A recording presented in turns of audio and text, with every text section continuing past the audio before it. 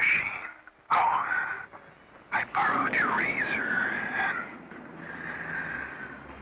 well, you'll read all about it. Some blonde saw me, but I'll get her. Michael Caine, Angie Dickinson, Nancy Allen. Do you mind if I take off my coat? No. Hey up, Rock God 2004 back with another video. I do apologise for that long last marathon thing going out of sync. Don't know what the hell happened there, but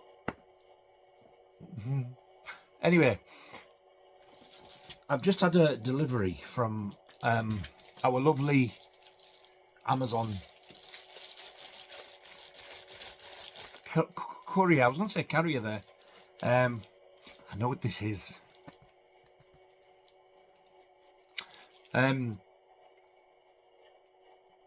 Yeah. They've started doing this really strange thing.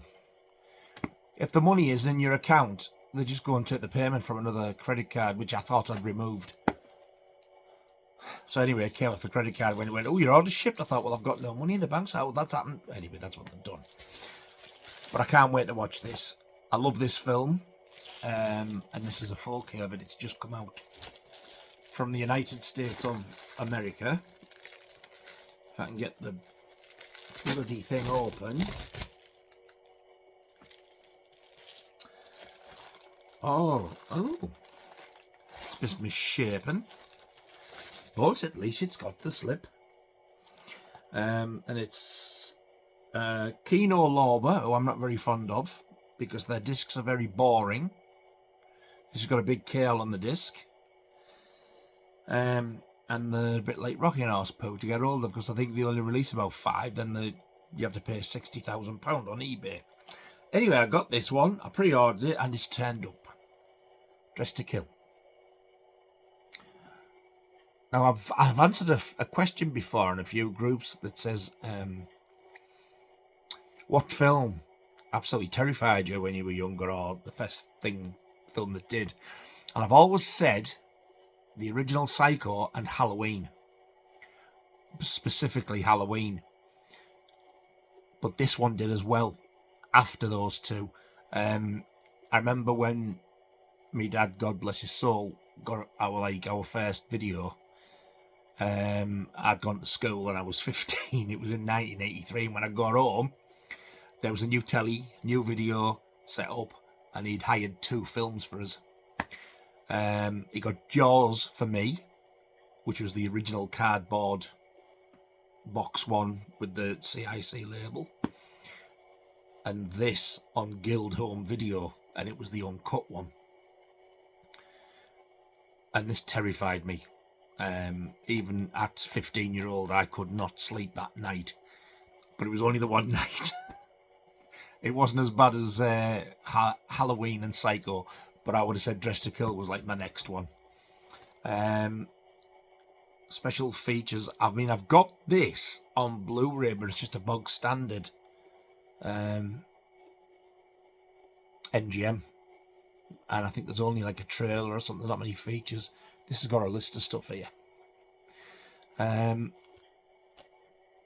So yes, I shall now slice that open and let's have a look inside. Right. Sliced, I shall now remove.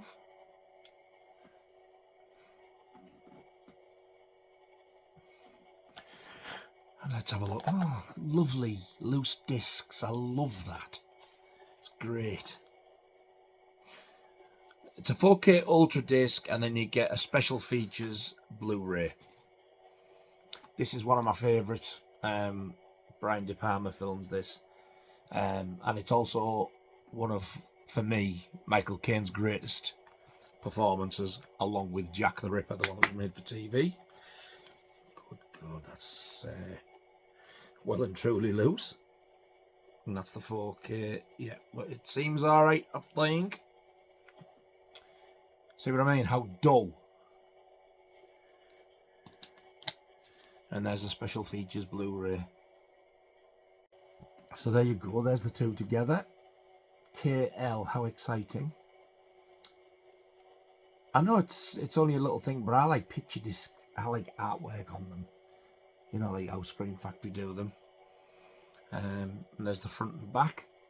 I am dying to see this on 4K because, to be honest, the Blu-ray looked really, really good, considering like it was an early one as well. Is there any reversible? Oh, there is, and I don't think I've ever seen this one.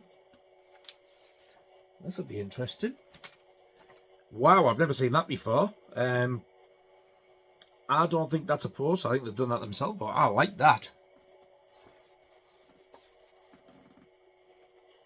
One of the scariest, if not the scariest scene in the film, that. It's absolutely brutal.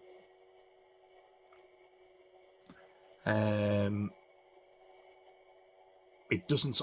It's unrated, so it is the fully uncut version. So, seeing as the artwork, the original cinema artwork is actually on the slipcase, I've actually swapped it over to that.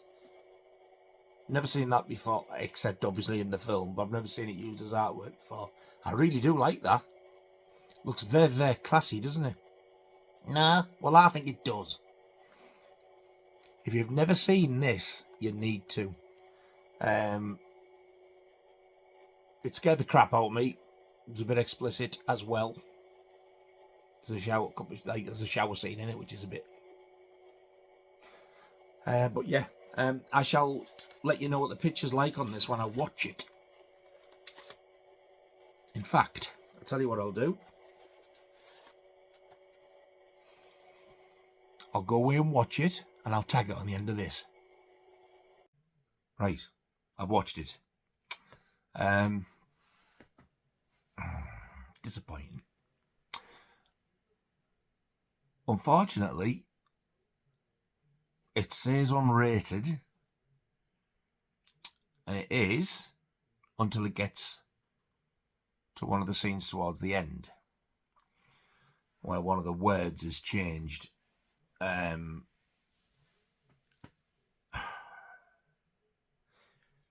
It's kind of similar to what Scream Factory's Friday the 13th sort of box set, when it had 3 films it needed replacing. It was like there was one scene unrated, and it was literally a split second of an arm cracking that was cut. They hadn't put it in, so it classes not unrated.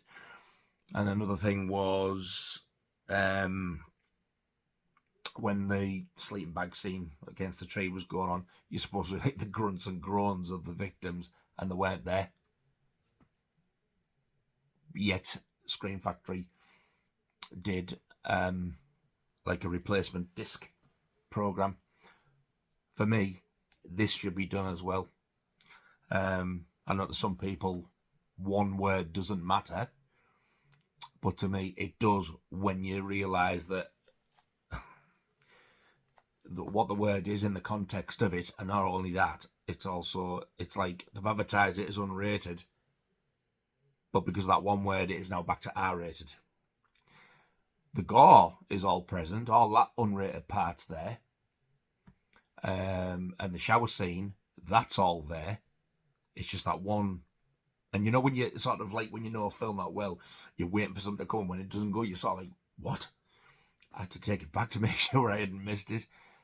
And the annoying thing about it is when you go to the special features and you watch not only the documentaries, but there's a bit where it shows you a comparison between the R-rated and the unrated. You hear the word then. I don't really want to say the word just in case like it upsets people. It's not bad. It's just a slang name for a willy. It begins with a C and rhymes with block. And what they replace the word with in the R-rated one is bulge. And bulge is present in the unrated version. I've emailed Kino Lorber and I've heard nothing back as yet, and I'm not holding up for much unless, if anybody else gets this, y'all speak up and email them and let them know as well. But yeah, when it first started as well, it was a bit grainy. The worst bit is when it shows you Angie Dickinson in the shower at the beginning, and then when it gets steamy, it's really, you can barely see. Am I going to keep it? Yeah, because I got it from America and it's too much of a prat about to send back. Had I known though, I wouldn't have got it. I'd have just stuck with the Blu-ray. So be very wary that if you really fancy getting this, it's not the true unrated version because of one word. And I thought the grain was just a bit too much. Once you get past that beginning bit, it's alright, but I just didn't think it was going to be as grainy as what it is. So yeah, very disappointed, but nice packaging, I suppose. As well as the original old Blu-ray and the new 4K, I do also have the original soundtrack on vinyl. It's composed and performed by, well, the orchestra, conducted by Pino Donaggio. I've got a few of his. He did the soundtrack for Don't Look Now. He did the original Carrie. Piranha, the original, which is one of my favourite scores and films. And he also did Tourist Trap, amongst many others. You know it's him because he's got a certain style. You can tell it's him a mile off. And there is some absolutely amazing music on this. I've never ever been able to pronounce the name of this record label. It looks like Vares Sarabande. Don't know if that's right. I don't know what the hell it means. That splodge looks like a grasshopper or something. It's just bizarre. But these have done soundtracks for donkey's years in the States. And to the best of my knowledge, Dressed to Kill has never had a repress. So yeah, I was glad to get this. I got this at a record fair in Leeds a few years back now. And there's the original label.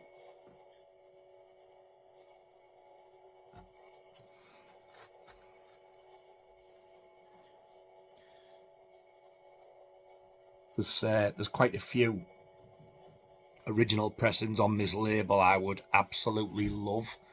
And I don't think I've got any chance of getting them. There are a couple of another two grails I would love. One of them being the original The Evil Dead, and another one being the original Night of the Living Dead with the green labels and the green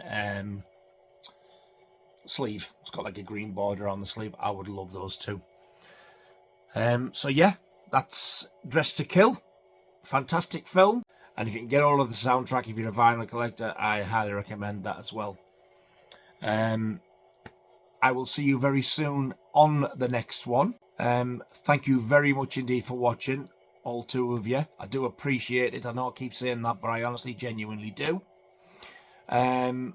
Massive thank you for everyone who's subscribed. It does mean a lot, and it kind of shows that I'm doing something that somebody's interested in, because I never thought this would take off, and I'm glad it has. I'm so glad it has. So I will see you very soon. Y'all take care of yourselves. Sithee. Roll sound. Rolling. Sound production, take two. Hey up, rock out to the...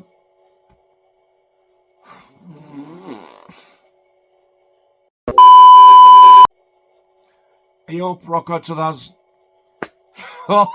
Oh man, here we go again there. Rock God 2000.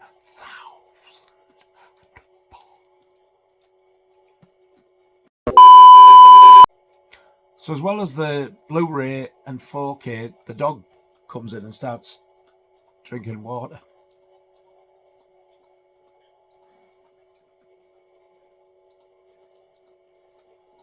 Ginger prick. Pinot Donaggio. Pinot Donaggio. That sounds like a glass of wine, doesn't it? I can have your finest Pinot Donaggio.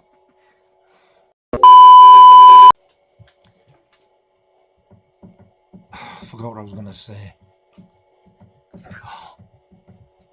penises, willies, vaginas, and I give up.